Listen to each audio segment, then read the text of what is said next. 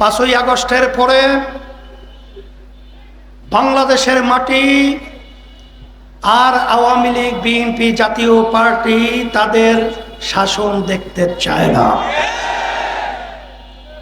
বাংলাদেশের মানুষ মাটি এখন চায় ইসলামের নীতি আদর্শের শাসক।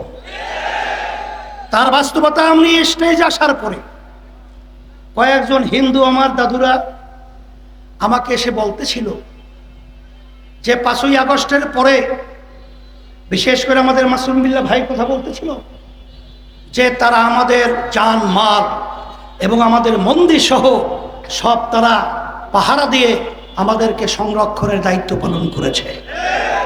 এর নামই হলো ইসলাম। আপনারা দেখেছেন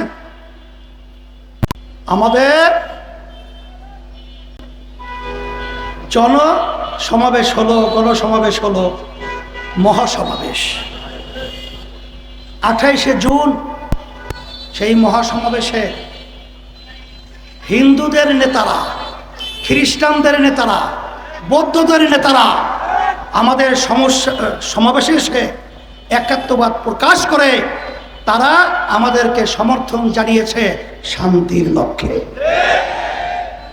আমি নতুনভাবে আমার ভাইদেরকে আর নতুন কিছু বোঝাতে চাই না, বলতেও চাই না।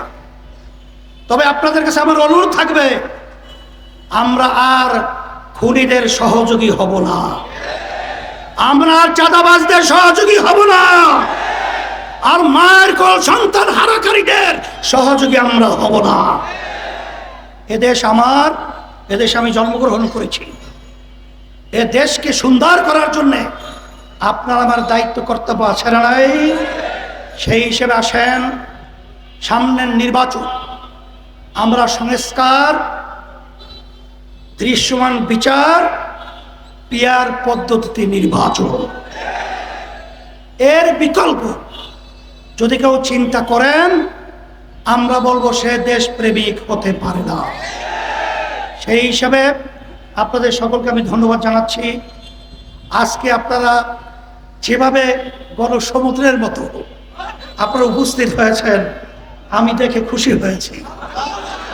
আমরা যেন সব একাকার হয়ে দেশের পক্ষে, ইসলামের পক্ষে, মানবতার কল্যাণের পক্ষে আমরা যেন কাজ করতে পারি, আল্লাহ তৌফিক দান করুন। রব্বানা আতিনা ফিদ দুনিয়া হাসানাহ ওয়া ফিল আখিরাতি হাসানাহ ওয়া কিনা আযাবান নার বিরহমাতিকা।